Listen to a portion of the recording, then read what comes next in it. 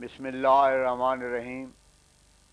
ملفوظات حضرت مسیح موعود، 1 نومبر سن 1902 بوقت سیر۔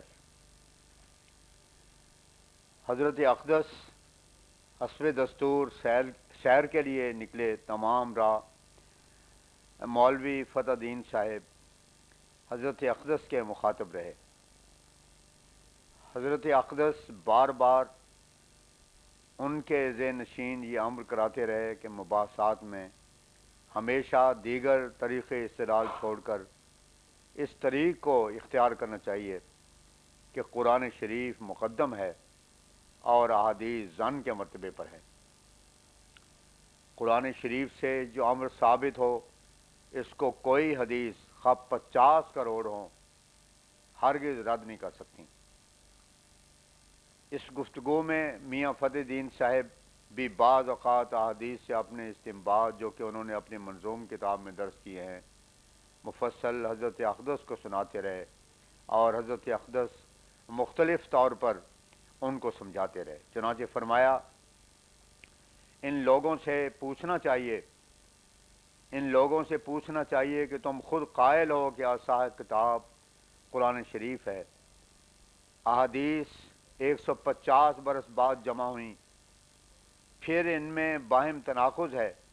ایک میں مہدی کا ذکر ہے، ایک میں ہے لا مہدی الا عیسیٰ۔ ایک طرف مہدی کی حدیث ضعیف لکھی ہے، پھر کہتے ہیں کہ مسیح اوپر سے اترے گا، تو ایک طرح سے ایک ٹانگ ٹوٹ گئی۔ جب قرآن شریف بار بار اوپر کے آنے سے منع کرتا ہے تو حدیث جو کسی طرح سے خواہ حقیقتاً خواہ استعارے کے طور پر قرآن شریف کے برابر نہ آ سکے تو وہ ہر حال میں ناقابل اعتبار ٹھہرے گی، ورنہ اس طرح اسلام درم برم ہو جائے گا۔ تمام ستون اور مدار اسلام کا قرآن شریف پر ہے۔ جب قرآن شریف میں ہے کہ عیسیٰ فوت ہو گئے تو پھر انکار کیسا؟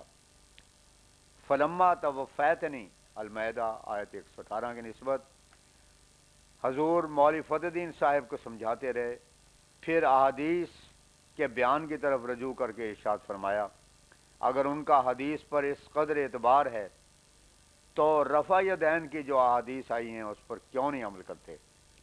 ہمارا مسئلہ خدا تعالیٰ کی سنت قدیمہ کے مطابق ہے۔ جیسے یہ آمد مسیح کے منتظر ہیں، ویسے ہی یہودی الیاس کے منتظر تھے۔ پیغمبر کے لیے ضروری نہیں ہے کہ اس کا علم اتنا وسیع ہو جیسے خدا کا ہے۔ یہ پیغمبر پر جائز ہے کہ بعض امور کی تفصیل اس پر نہ کھل سکے، جیسے کہ بہت سے آخرت کے امور ہیں کہ انسان کو مرنے کے بعد معلوم ہوتے ہیں، تو پھر یہ لوگ اپنے علم پر کیوں اس قدر باتیں کرتے ہیں؟ یہودیوں کو الیاس کی انتظار تھی، مسیح نے کہا یحییٰ الیاس ہے، خواہ قبول کرو خواہ نہ کرو۔ پھر اسی وقت جا کر یحییٰ سے دریافت کیا، اور دریافت بھی ایسے الفاظ میں کیا جو کہ اسے یہی جواب دینا پڑا کہ میں وہ الیاس نہیں۔ ہم نے دیکھا ہے کہ بار بار احادیث پیش کرتے ہیں اور ان میں سے نزول کو لیتے ہیں۔ ہم کہتے ہیں کہ اگر اسی مسیح نے آنا تھا تو پھر رسول اللہ صلی اللہ علیہ وسلم نے آنے والے کا حلیہ کیوں الگ بتلایا اور کہا کہ آنے والے مسیح کو تم اس طرح پہچانو، اس کی کیا ضرورت تھی؟ مباحثہ میں بھی اصول رکھا جاوے کہ قرآن شریف مقدم ہے، یہ منوا کر ان سے کہا جاوے کہ تقدم قرآن تو اب مقبول ہے، فریقین ہے، باقی امور اسی سے فیصلہ کر لو۔ اگر حدیثوں پر سارا مدار ہے تو قرآن کی کیا ضرورت ہے جو کہتا ہے الیوم اکملت لکم دینکم؟ چھوٹے دھوکے ہیں۔ انہو لعلم للساعۃ زخرف آیت 62 کے یہ معنی ہیں کہ یہودیوں کے ادبار اور ذلت کے نشانی مسیح کے آنے کا وقت تھا، اور جعلنا مثلا لبنی اسرائیل الزخرف آیت 60 بھی اسی کی تصدیق کرتا ہے۔ ساعہ کے معنی آخرت کے بھی ہیں، ام من اہل الکتاب الا لیؤمنن بہ قبل موتہ، النساء آیت 160 کے معنی یہ کرتے ہیں کہ وہ مسیح اب تک زندہ موجود ہے، جب آویں گے تو کل اہل کتاب ایمان لاویں گے۔ اس کے متعلق ابو ہریرہ کی حدیث پیش کرتے ہیں، حالانکہ تفسیر مظہری میں اس کے اوپر کس قدر متعین ہے۔ یہ کہنا کہ کل اہل کتاب اس وقت ایمان لاویں گے غلط ہے۔ قرآن مجید سے ثابت ہے کہ قیامت تک کافر موجود رہیں گے۔ قرآن شریف کو ہر حالت میں مقدم رکھنا چاہیے۔ قرآن کے نصوص قطعیہ بالکل فیصلہ کر دیتے ہیں۔ سورہ تحریم میں ہے کہ مسیح ابن مریم اسی امت میں سے ہوگا۔ سورہ نور میں ہے کہ تمام خلیفے اسی امت میں سے ہوں گے۔ رسول اللہ صلی اللہ علیہ وسلم نے آنے والے مسیح کا نام حکم رکھا ہے۔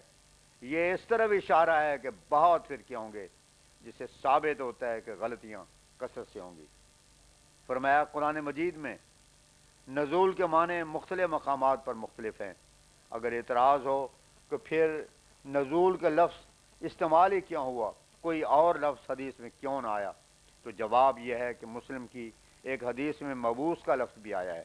نزول کا لفظ اس لیے استعمال ہوا کہ اس وقت کل برکات اور فیوز اٹھ جائیں گے اور پھر آسمان سے نازل ہوں گے۔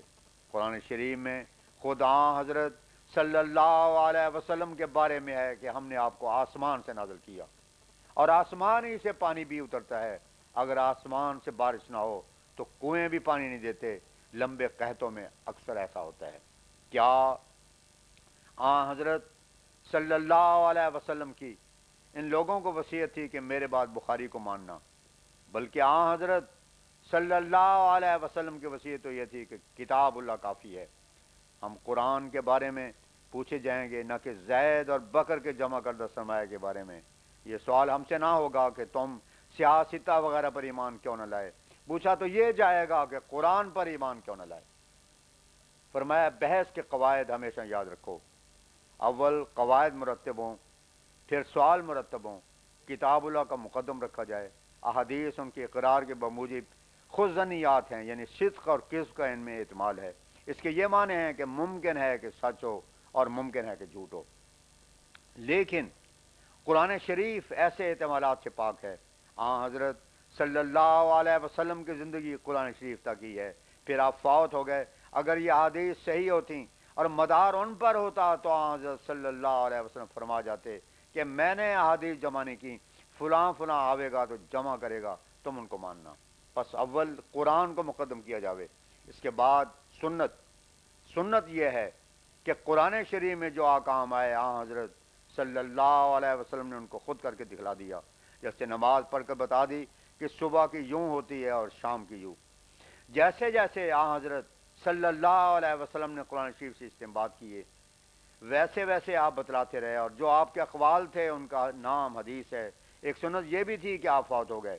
قرآن شریف میں ہے وما محمد الا رسول قد خلت من قبل الرسل، آل عمران آیت 145، یعنی سب رسول فوت ہو گئے، آپ بھی فوت ہوں گے، چنانچہ خدا کی بات پوری ہو گئی اور آپ فوت ہو گئے۔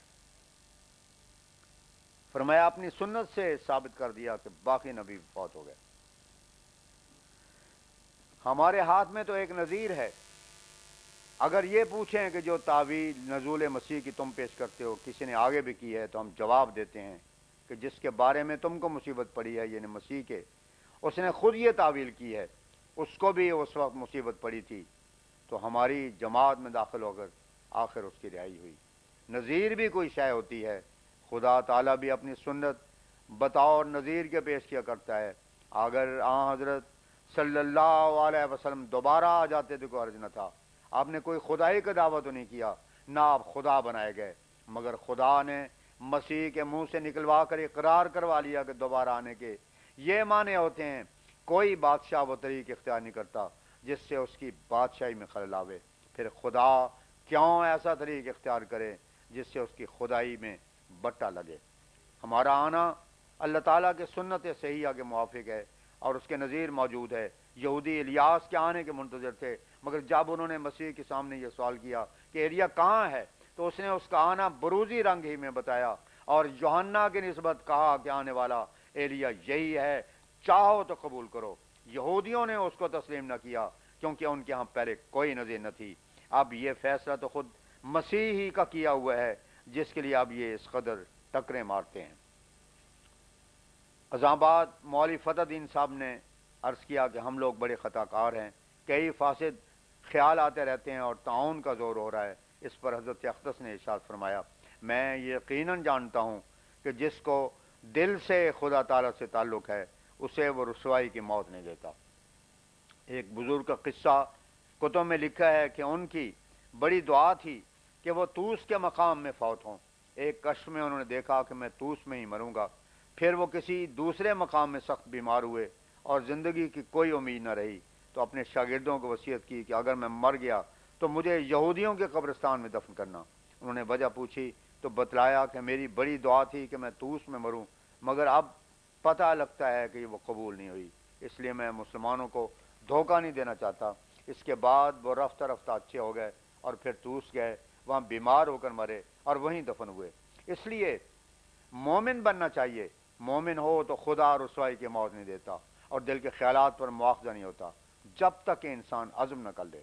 ایک چور اگر بازار میں جاتا ہوا ایک صراف کی دکان پر روپاؤں کا ڈھیر دیکھے اور اپنے خیال آئے اور اسے خیال آئے کہ کاش میرے پاس بھی اس قدر روپے ہو، اور پھر اسے چرانے کا ارادہ کرے مگر قلب اسے لعنت کرے اور وہ باز رہے تو وہ گناہگار نہ ہوگا۔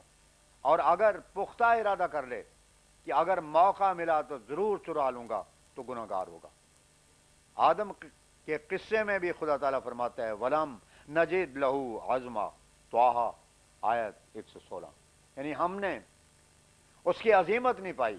عصا آدم طٰہٰ آیت 122 کے معنی ہیں کہ صورت عصیان کی ہے۔